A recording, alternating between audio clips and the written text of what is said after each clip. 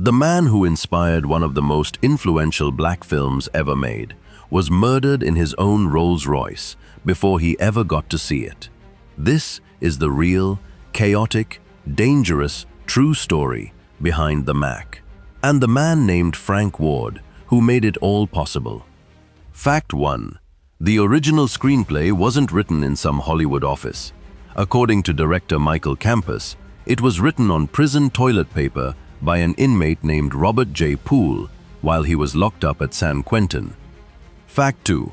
The film's lead character, Goldie, wasn't fictional inspiration pulled from thin air.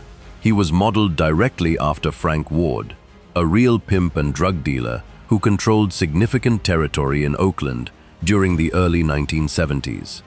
Fact 3. The production needed Frank Ward's actual permission to film.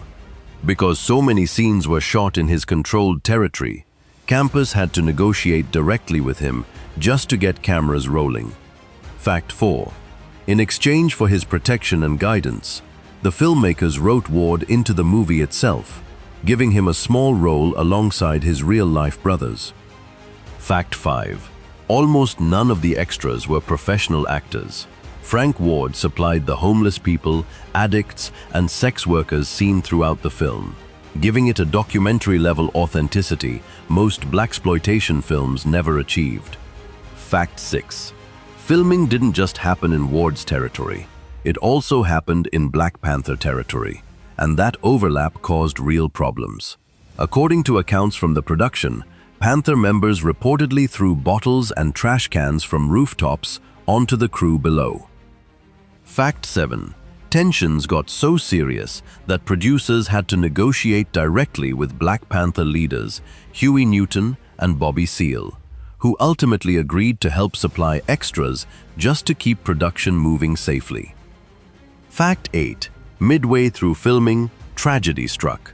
Frank Ward was shot and killed while sitting in his Rolls-Royce alongside a woman named Blanche Bernard on October 9, 1972. Fact 9. Rumors immediately spread, blaming the Black Panthers for his death. But according to a later investigative podcast digging into the 50-year-old cold case, no evidence ever actually connected the Panthers to the killing. Fact 10. Actress Carol Speed, who played Lulu in the film, had a real personal relationship with Ward during filming. According to reports, she was so shaken by his murder that she fled all the way to Kentucky. Fact 11. She was so desperate to leave the West Coast that she reportedly took a role in an unrelated low-budget horror film just to have a reason to be somewhere else entirely. Fact 12. Ward's death forced the cast and crew to relocate production to safer areas just to finish the film at all. Fact 13. Richard Pryor, who co-starred in the film, was reportedly dealing with serious substance struggles during filming, making him unpredictable on set. According to production accounts, star Max Julian once had to physically restrain him during a heated confrontation with a producer. Fact 14.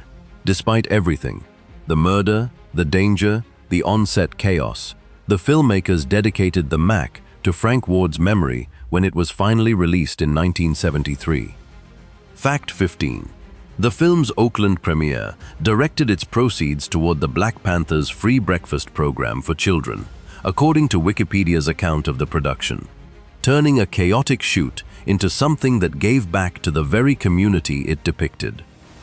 Here's the revelation buried underneath all of this. The Mack wasn't just a movie. It was a real, dangerous collision between Hollywood ambition and real street life, made possible by a man who never lived to see how deeply his story would influence hip-hop culture for the next 50 years. Frank Ward gave his protection, his territory, and ultimately paid with his life for a film that became legendary long after he was gone. Comment if you knew the real story behind this film before today.